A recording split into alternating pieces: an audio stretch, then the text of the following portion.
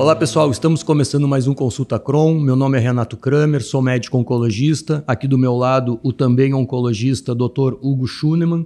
E hoje nós temos o privilégio de receber a doutora Aline Matias, colega médica da nossa região, médica pneumologista, e trouxemos ela para abordar um tema muito importante e que é de bastante relevância, que é o câncer de pulmão. Então, Hugo, seja bem-vindo. Aline, é um prazer te receber. Tá? É muito importante para nós te ter aqui, porque a gente sabe da importância que tu tem como pneumologista na nossa região, né, no manejo também dos pacientes com câncer de pulmão. Né? Então, muito obrigado por estar aqui conosco. E a gente queria começar, na verdade, pedindo para tu contar um pouquinho da tua história, como é que tu veio parar em Lajeado, porque tu não é lajadense, né? Isso aí, Renato. Eu também quero começar agradecendo, né, a ti e ao Hugo. Eu acho que cabe e é muito importante a gente trazer esclarecimento ao público e trazer informação de qualidade. Então, acho que esse é um momento muito rico, né, que a gente pode conversar. E sim, eu não sou lajadense, né? Na verdade, eu me formei na Universidade Federal de Santa Maria. Minha família é da região centro do estado. Né, e me senti ali, durante o curso todo, muito desafiada pelas questões clínicas, né? Em alguns momentos indecisa se era realmente a pneumologia a especialidade que eu iria escolher. Mas essa questão do desafio do diagnóstico clínico sempre me chamou a atenção. Boa parte também dos meus... quando a gente faz assim os... Esqueci o termo, Deus do céu. Os estágios. Quando a gente faz os estágios extracurriculares, eu buscava trabalhar em unidade de terapia intensiva e lá a gente sabe que tem muita da questão respiratória envolvida, né?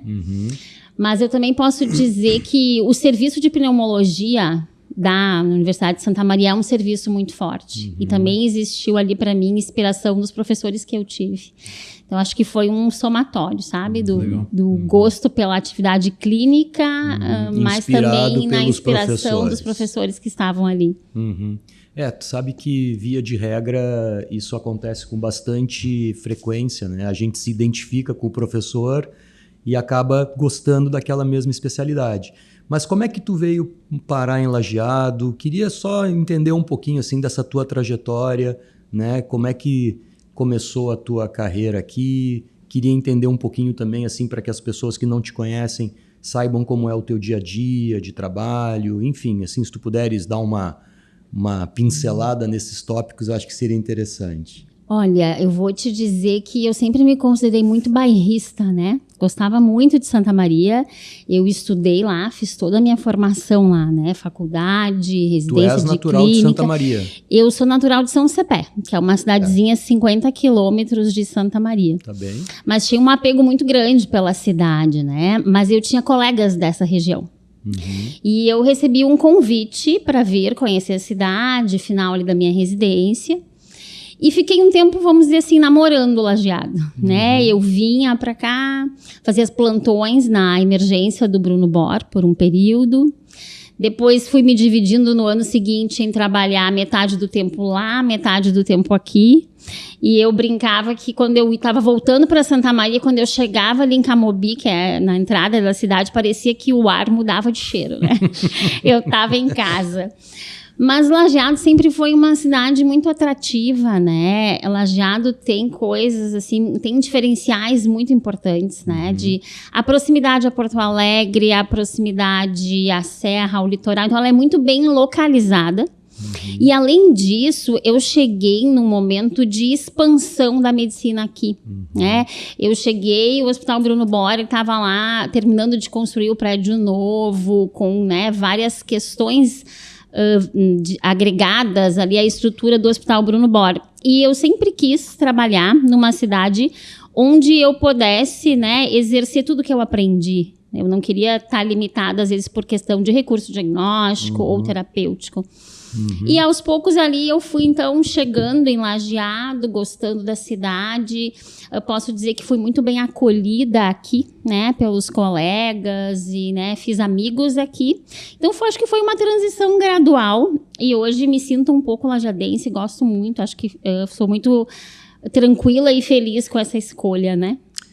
Eu não tenho dúvidas disso, né? Quem te acompanha sabe que muito provavelmente tu fez a escolha certa, né? E me conta um pouquinho, assim, quais são, dentro da tua rotina, do teu trabalho diário, né? Como médica, obviamente, porque a gente sabe que tu tem outras funções, né? Além da médica, né? Quais são os principais desafios que tu encontra no teu dia a dia de consultório com os teus pacientes, em geral? Então, realmente, hoje eu me divido, né, em mais de uma função, mas tenho, assim, eu gosto muito de estar no meu consultório, então eu atendo hoje bastante consultório, e acho que a gente enfrenta vários desafios no consultório, falando um pouco da medicina como um todo, né, de conscientizar os nossos pacientes, de fazer com que o paciente busque cuidado de saúde quando ele precisa, né? E que ele tenha consciência do que é importante para a sua saúde, né? De que a gente traga lá, na minha área, muito associado a fatores de risco, à compreensão e ao acompanhamento, à aderência desse paciente, né? O paciente que ele tem predisposição a algumas doenças respiratórias ou que ele está exposto a um fator de risco, ele precisa entender a importância desse acompanhamento. E depois de começar, ele precisa também entender essa questão que algumas situações de saúde são crônicas. E o quanto faz diferença essa prevenção, esse acompanhamento, estar no consultório, né? E eu acho que cada vez a gente vai aumentando isso, né? E por isso que eu falei, acho que como é legal esse momento aqui, né, com vocês, que é uma oportunidade da gente trazer informação para o paciente, para que ele entenda quando ele precisa buscar e que médico ele precisa buscar e como isso pode fazer diferença na saúde dele. A gente tem falado cada vez mais em longevidade, em qualidade de vida, mas quando a gente constrói isso, né? Isso não pode ser lá no final. Com certeza. Né? Então, acho que são desafios que a gente enfrenta no dia a dia. Com certeza. E acredito que no teu dia a dia, né, talvez me corrija se eu estiver errado, talvez o principal desafio seja tu convencer esse paciente a te procurar antes de ter o diagnóstico da doença, né? Por exemplo, que é uma coisa que eu bato muito nessa tecla na oncologia, né? A gente fala muito de prevenção, de evitar o câncer, mas sempre que eu me apresento ao oncologista, a primeira coisa que eu escuto é: espero nunca precisar de ti. Né? Então eu digo, poxa, para mim isso é totalmente antagônico. Eu não consigo preencher 2 mãos de pacientes que me procuraram ao longo de quase 20 anos de carreira, procurando entender como não desenvolver um câncer. Né? Então eu pego, em 99% das vezes, pacientes que chegam aqui já com diagnóstico. Eu acho que deve ser assim a tua rotina também, né? E a gente sabe, né, que muitas das doenças pulmonares, o paciente, quando chega com o diagnóstico, é porque ele já está convivendo com uma situação, um fator de risco há muito tempo. Né? Então, não sei se o meu raciocínio está correto também nesse sentido, assim, disso ser um desafio, tentar mostrar para o paciente que ele pode ir no pneumologista antes mesmo de ter uma asma, uma doença intersticial, uma pneumonia, um próprio câncer de pulmão. Da mesma forma como a gente deveria ir ao geriatra quando a gente tem 30 anos, né? E não aos 70, Exato. Quando os problemas estão instalados. A gente hoje está muito mais focado nessa questão de prevenção aqui no CROM, de identificar as coisas que podem afastar as pessoas da doença. E eu acho que esse é o trabalho que nós médicos deveríamos estar fazendo, né? Quer dizer, claro, nós vivemos de tratar a doença, mas quanta gente a gente poderia afastar das doenças simplesmente alertando, orientando, educando para, né, que não sigam por esse rumo, porque lá adiante vai ter problema. E aproveitando esse gancho aqui do Hugo, né, da questão prevenção, né, falando em prevenção, Aline, quando a gente pensa em saúde do pulmão, né, o que tu acha mais importante assim, a gente começar abordando com o paciente? Quais são as tuas primeiras, digamos assim, recomendações para um paciente que está preocupado com a sua saúde pulmonar?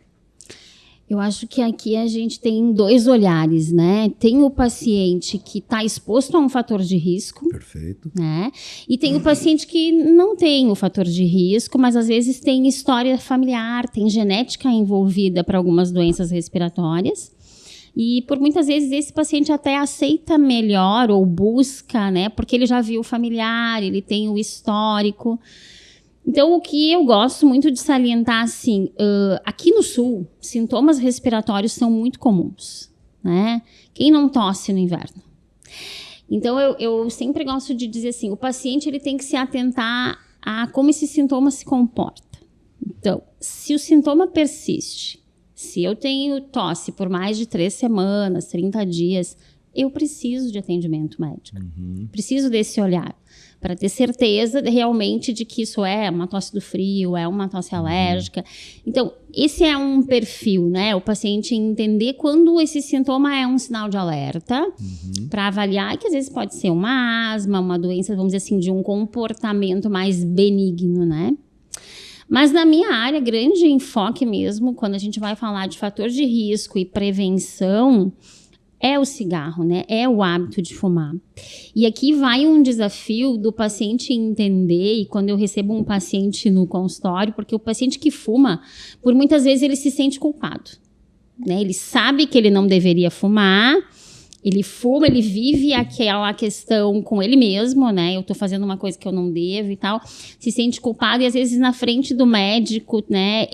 É difícil ainda para esse paciente entender que ele pode buscar, quando ele é fumante com 40 anos, 45 anos, uma avaliação, uma ajuda, orientação, que hoje o tabagismo tem tratamento, né? Então, o próprio fumar, né, é considerado uma doença. Então, a gente vai tratar o hábito de fumar para garantir o futuro depois. E realmente, Renato e Hugo, eu recebo os pacientes muito doentes, né? E nem aqui estou falando do diagnóstico oncológico, do câncer de pulmão, mas o paciente com enfisema pulmonar, com doença pulmonar obstrutiva crônica, que é a doença que todo fumante vai ter ao longo dos anos, é comum chegar no meu consultório com uma capacidade respiratória muito baixa, dizendo que percebeu falta de ar há 1 mês atrás, há 2 meses atrás. Na verdade, esse paciente foi se adaptando ao longo dos anos, né? Pior, né? Ele foi achando que era normal, né? Foi achando justificativa para não subir a escada. E aí vai evitando, né? E aí, quando ele chega pra gente, sim, ele chega muito doente. Acho que as terapias evoluíram muito. Eu sempre digo, sempre tem o que fazer, né? Mesmo para melhorar a qualidade de vida desse paciente e tratar. E para o câncer de pulmão, né, vocês sabem melhor do que eu, é uma doença com um diagnóstico muito tardio, né, com uma alta mortalidade justamente vinculada a este diagnóstico tardio. E o que eu acredito muito nisso? Porque como o paciente ele é fumante, na sua imensa maioria dos casos, ele já tem sintomas respiratórios. Então ele demora muito para perceber que o padrão daquele sintoma mudou, que o quadro está diferente. Então ele atribui muito ao que ele sente somente ao cigarro. E demora para se dar conta que, né, que tem alguma coisa que chama a atenção, fazendo com que a gente faça esses diagnósticos na maior parte dos casos de uma forma tardia, né? E deixa eu te perguntar uma outra coisa. Tu acha que o cigarro ainda é o vilão número 1 ou já temos algum outro fator de risco aí tentando se equiparar com o cigarro? Fala-se muito de poluição, né, toxinas ambientais. Há um tempo atrás eu recebi uma reportagem de um colega oncologista do Rio de Janeiro falando sobre intoxicação por microplásticos, né? Claro, são ainda, né? É pesquisa ainda, né? São informações ainda embrionárias, mas a gente já começa a observar, né, que até muitos pacientes que não fumam desenvolvem o câncer de pulmão também. Claro que existem questões do próprio DNA, da própria genética do paciente, mas aquele paciente que não fuma, e aí até mesmo desconsiderando a questão do tabagismo passivo, né? Muitos desenvolvem o câncer de pulmão e nunca conviveram com tabagistas, né? Como é que a gente pode explicar isso para essas pessoas? Porque a primeira coisa que elas perguntam é por que eu desenvolvi o câncer? Eu não fumo, eu não convivo com ninguém que fuma. O que pode ter me gerado essa doença? se não for o cigarro? Eu acho que, sem sombra de dúvidas, o cigarro continua sendo o nosso maior fator de risco, né? Nós tivemos aí, pela primeira vez, de novo, um aumento de número de fumantes. A gente vinha numa decrescente disso, né, nas últimas 2 décadas. E aí a gente tem, desde 2023, 2024, de novo, um aumento dos fumantes muito associados ao cigarro eletrônico. Né, que tu falasse um pouquinho disso. Exato, vamos dizer assim, é um player novo, né, para nós pneumologistas. A gente precisou aí, vamos dizer, conhecer um pouco mais, porque como o cigarro eletrônico ele não é lícito, também a gente tem um pouco de dificuldade de saber toda a constituição, né, do que está ali dentro naquele líquido. Mas ele tem um potencial de dependência extremamente alto, porque a concentração de nicotina no cigarro eletrônico é muito alta. E ele também tem ali materiais pesados, né? Então, ele sim está associado à questão de neoplasia e de outras doenças respiratórias. Mas tem pesquisas que mostram que o cigarro eletrônico ele é muito mais consumido pelo jovem, mas que com o passar do tempo ele vai associar ao cigarro comum também. Né? Que talvez fosse uma população que atualmente não fosse buscar o cigarro no seu modelo convencional. Então, eu acho que realmente o cigarro segue sendo o nosso maior vilão. Mas nós já temos trabalhos falando da questão da poluição, né? Trabalhos já vinculando né, cidades, ambientes mais poluídos à incidência de neoplasia de pulmão aí no paciente não fumante. Né? Então, realmente está se vendo isso.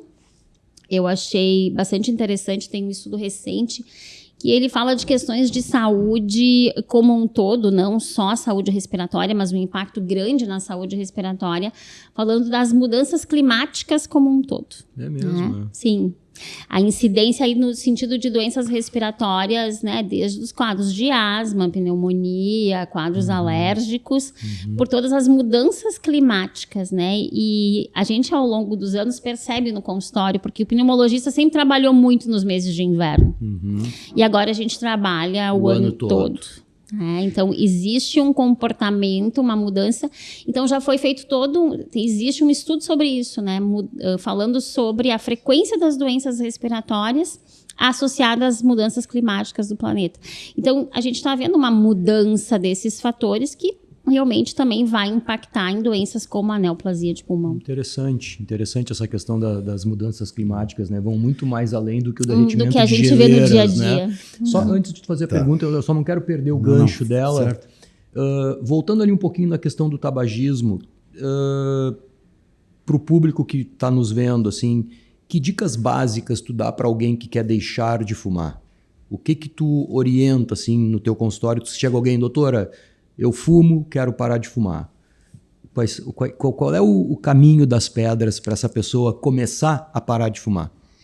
Eu acho que primeiro apoio, né, Renato? Quando a gente recebe esse paciente, a gente tem que acolher, né? Eu acho que é muito importante e esse primeiro passo foi dado, né? Estatisticamente, o fumante ele vai fazer 3 tentativas ao longo da vida para parar de fumar com sucesso, né? Então, a gente já sabe que isso tem uma caminhada. Então, eu gosto muito de conversar com o paciente e explicar. Explicar sobre a dependência à nicotina. Ele não fuma porque é sem vergonha, né? Ele fuma porque é doente. Ele fuma porque fumar realmente é uma doença.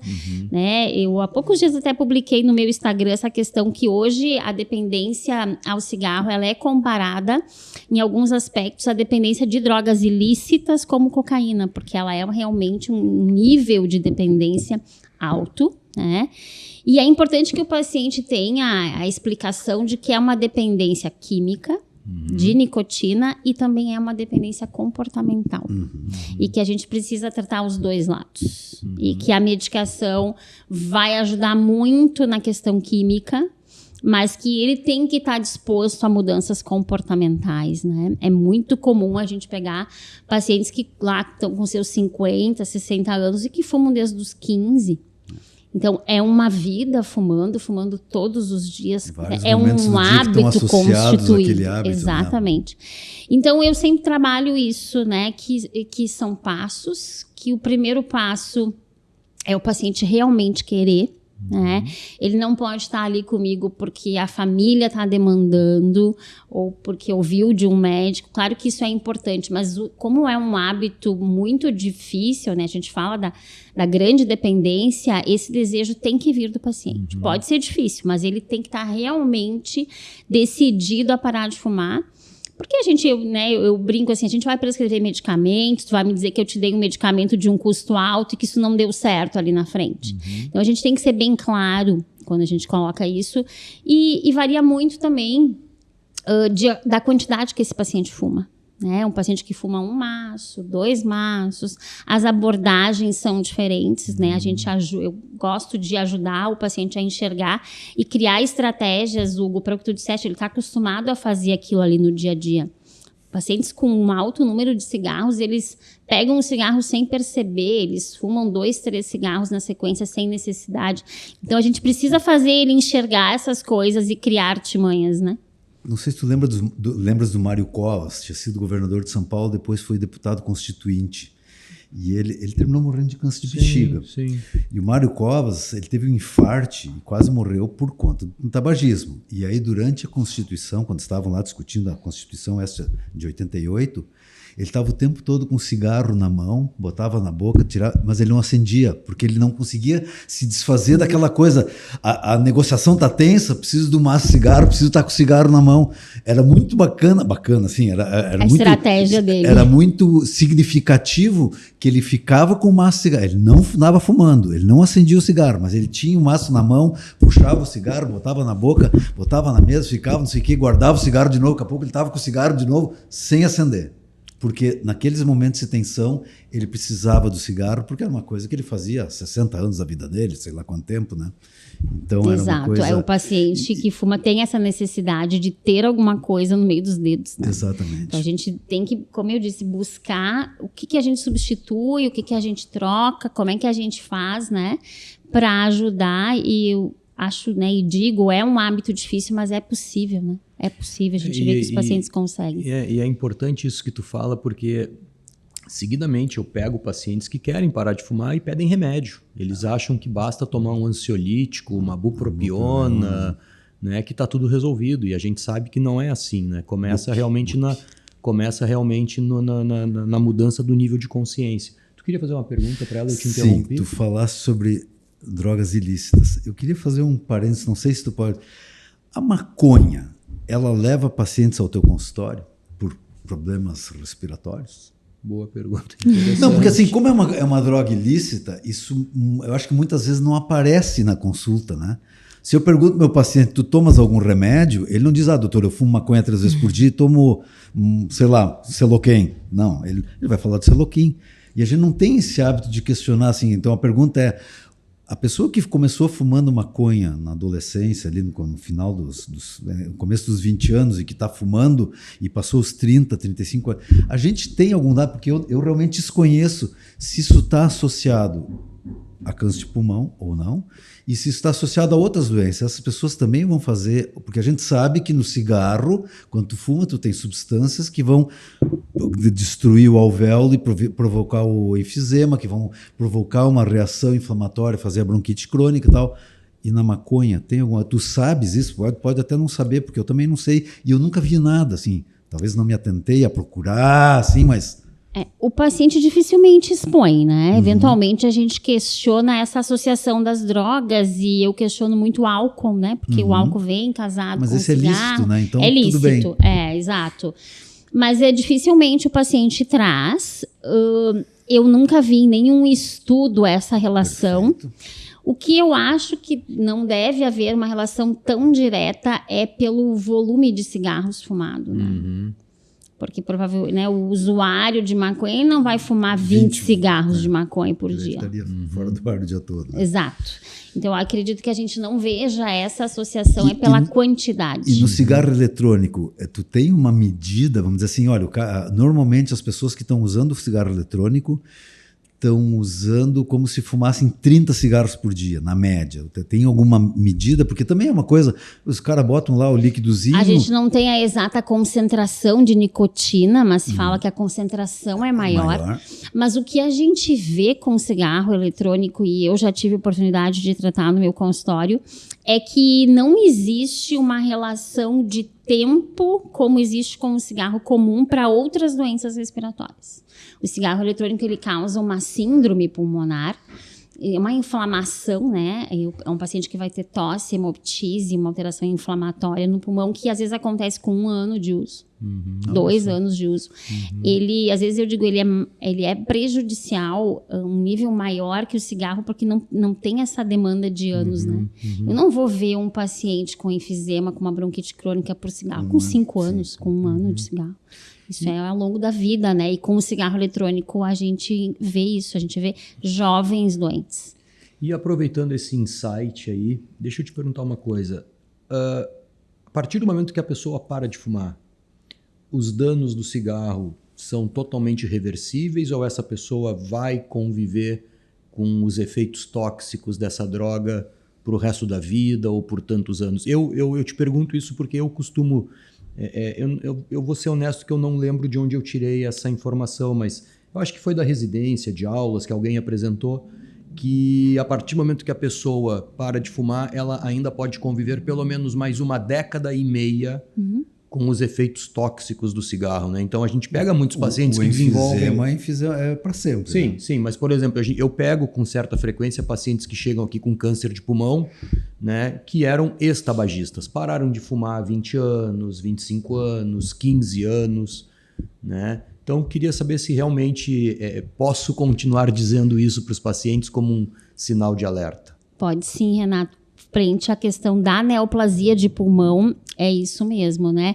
Tem períodos diferentes quando a gente vai falar de outras questões, né? Que a gente começa lá com 30 dias, melhora da pressão arterial, questão de pele, saúde bucal, as questões cardiológicas em torno de 5 anos.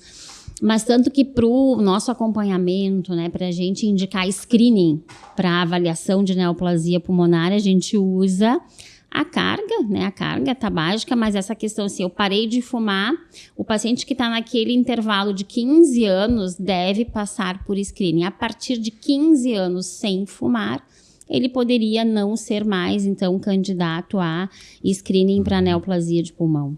E aproveitando esse gancho também, tô gostando, tu tá evoluindo da maneira que eu queria, tá?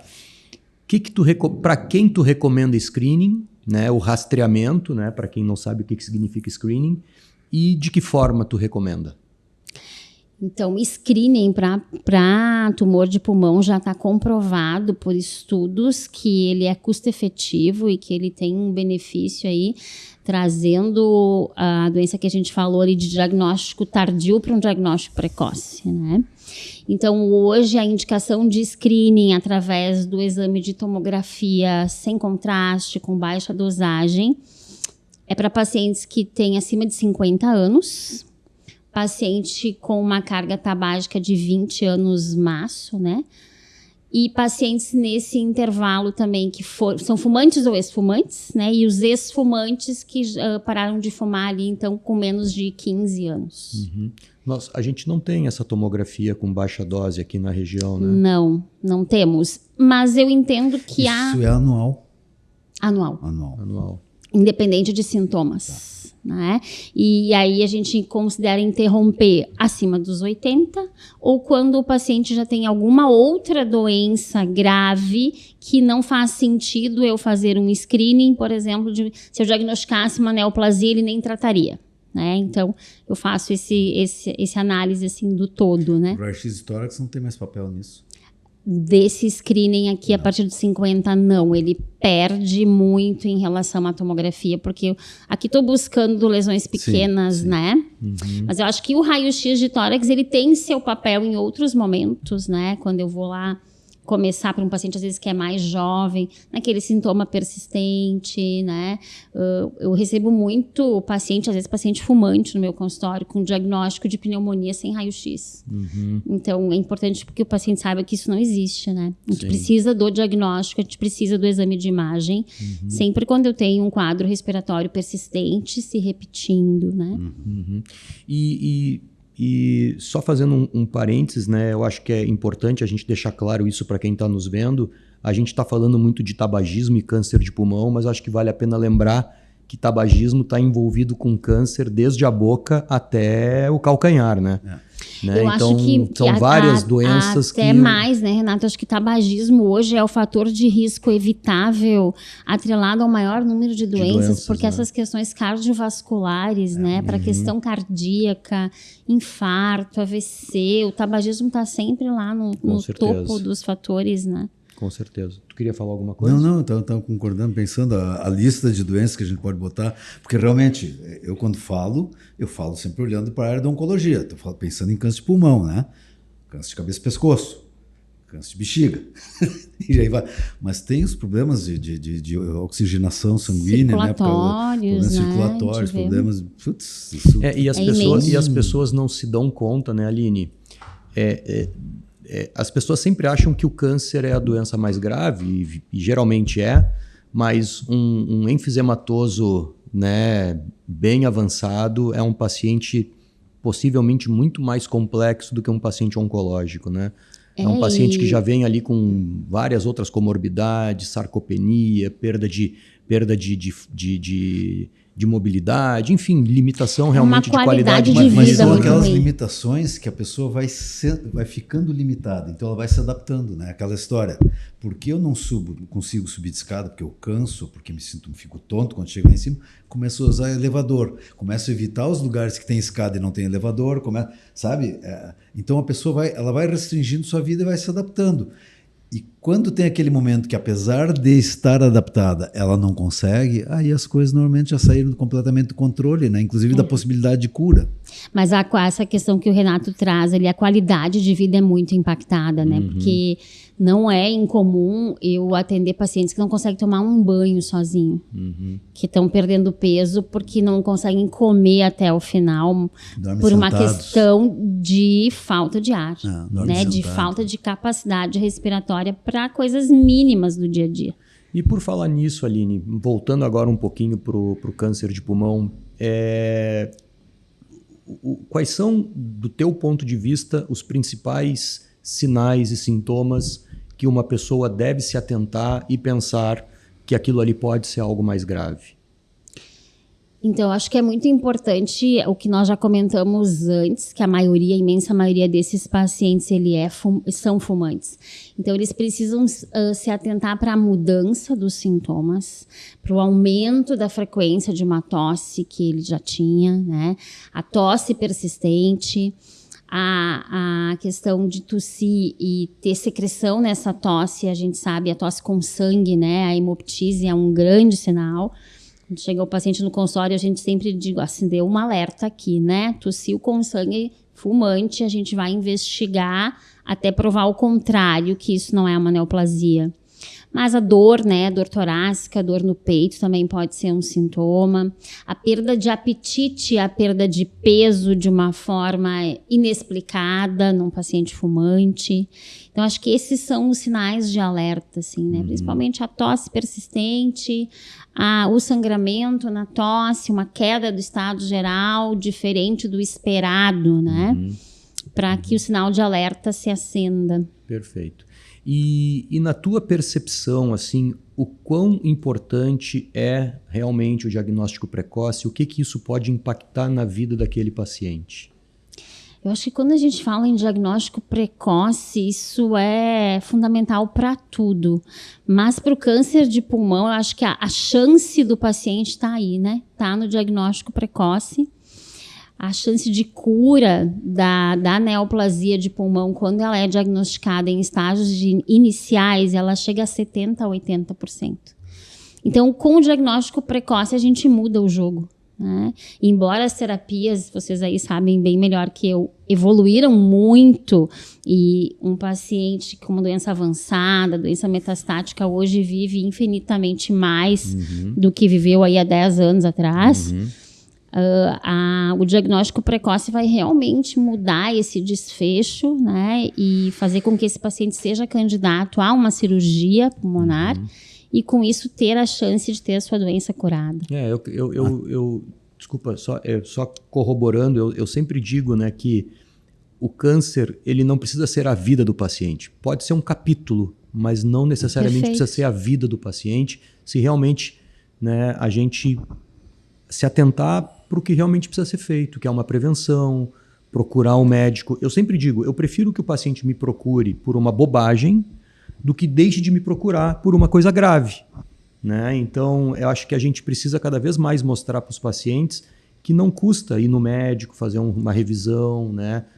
Comunicar, enfim. Tu ia dizer alguma coisa? Não, eu ia dizer até porque, assim, embora realmente os tratamentos oncológicos para o câncer de pulmão melhoraram muito, assim, se a gente pensar 25 anos atrás e os resultados do que se tem agora, mas aí tem uma outra questão, né?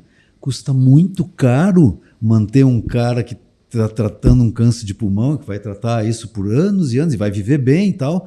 Se a gente pudesse lá atrás ter feito ele mudar algumas coisas para ele não passar por essa situação, ou ter feito um diagnóstico precoce, onde um tratamento muito mais, vamos chamar assim, limitado, fez um pequeno procedimento cirúrgico, uma radioterapia, tomou algum remédio, e um ano depois estava liberado e está só em controle, né? E a gente mantém essas pessoas fazendo tratamentos caros.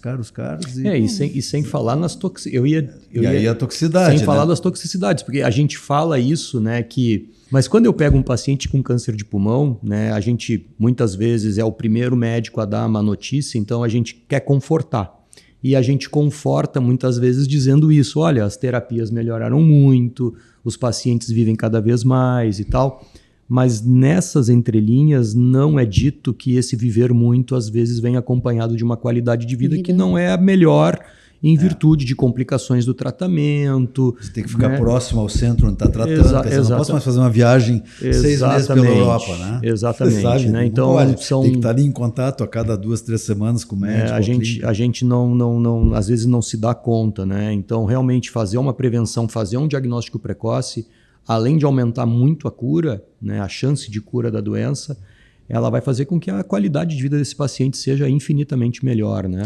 E também essa questão que o Hugo levantou de custos, né? Se eu, vamos lá, eleger essa população com mais de 50 anos, fizer uma tomografia, mesmo que seja uma tomografia sem contraste, não seja de alta dosagem, uma vez por ano, quanto isso vai custar frente a um tratamento oncológico ali na frente? Com certeza. Seja em custo e seja em qualidade de vida, não né? Não tem ideia do que nós estamos falando, né? São muitos R$1.000 por mês. Exato. Muitos R$1.000 por mês. E eu acho que a gente pode ir até um pouquinho mais além nessa discussão, que é, por mais que a gente tenha toda essa melhoria, mas é o acesso também, né? Exato.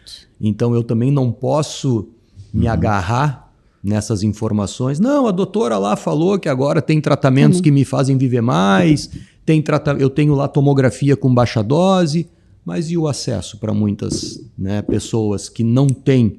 Não é a maioria, né? Os tratamentos são universais dentro do Brasil. Exatamente. Né? Então, acho que a gente também não pode se agarrar a isso para negligenciar a importância do que é tu cuidar dos fatores de risco, fazer uma prevenção e tudo mais, né?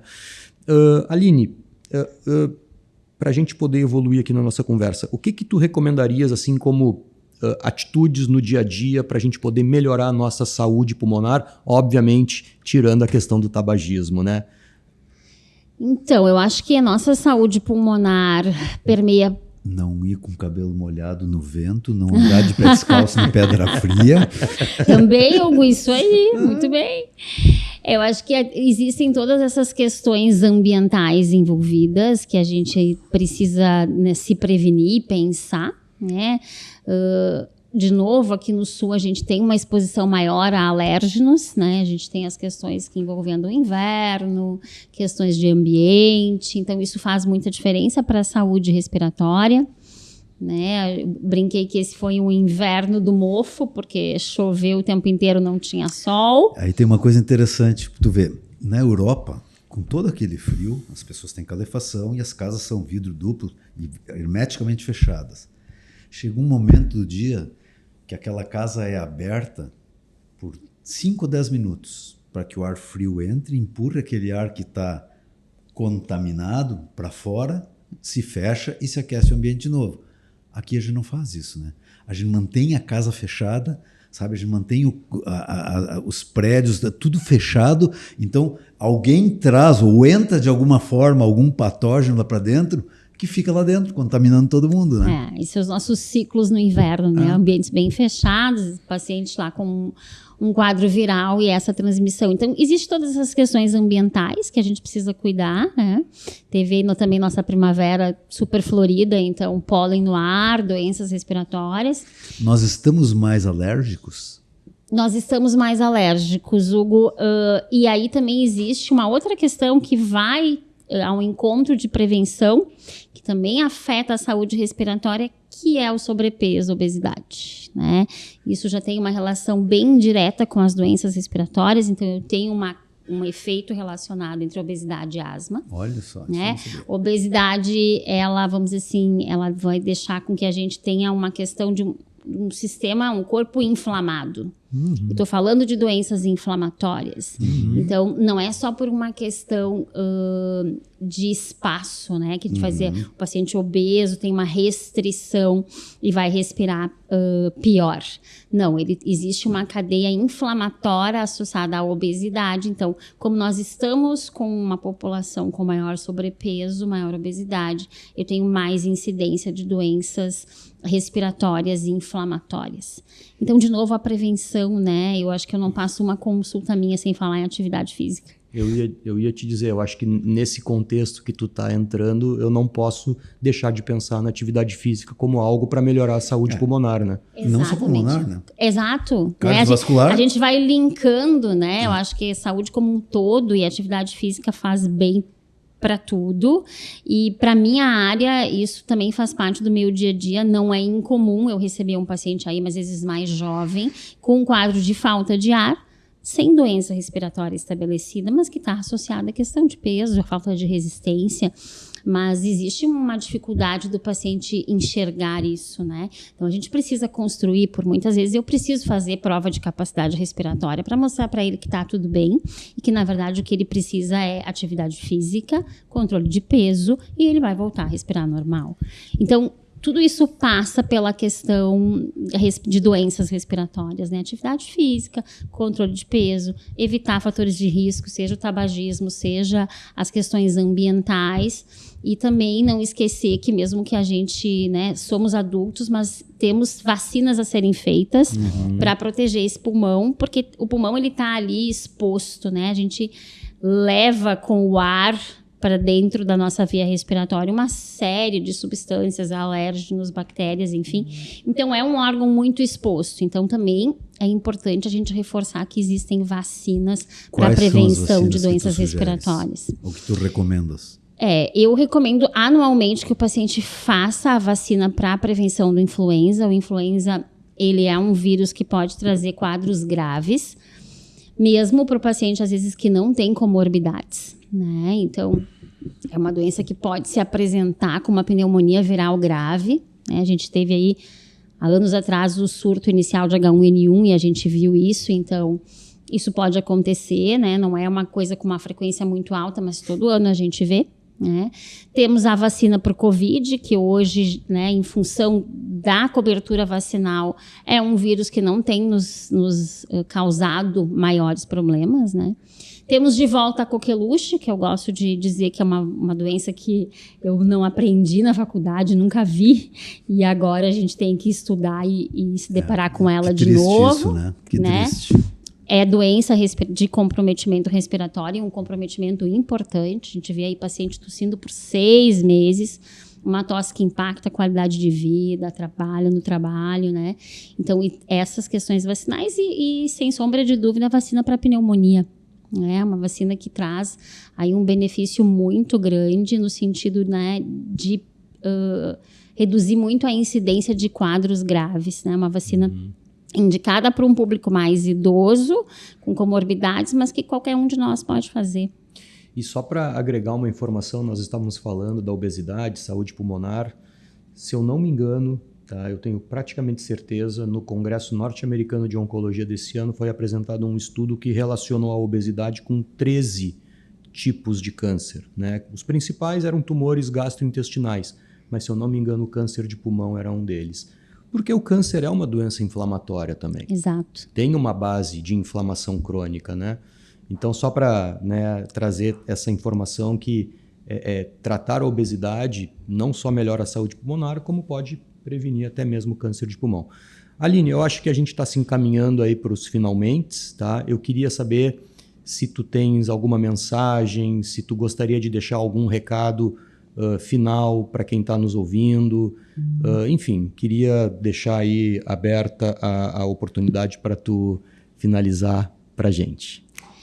Eu acho que se eu posso deixar uma mensagem, eu falaria em prevenção, né? Eu acho que é o que muda o desfecho ao longo dos anos, de como, né, a gente tem falado tanto em viver mais, em querer estar aqui por mais tempo e que a gente esteja com mais qualidade, né? Que se por algum motivo a gente está exposto a um fator de risco, que a gente busque ajuda, né? Sempre é possível mudar e reduzir esse risco, que a gente tenha atenção para os sinais que o corpo da gente está nos dando, que a gente não deixe de buscar ajuda, né? E ali querer fazer diferente pela nossa saúde, porque vale muito a pena ali na frente, né? É sempre melhor prevenir, é sempre melhor o diagnóstico precoce, mais assertivo para esse desfecho, para que a gente mantenha a qualidade de vida.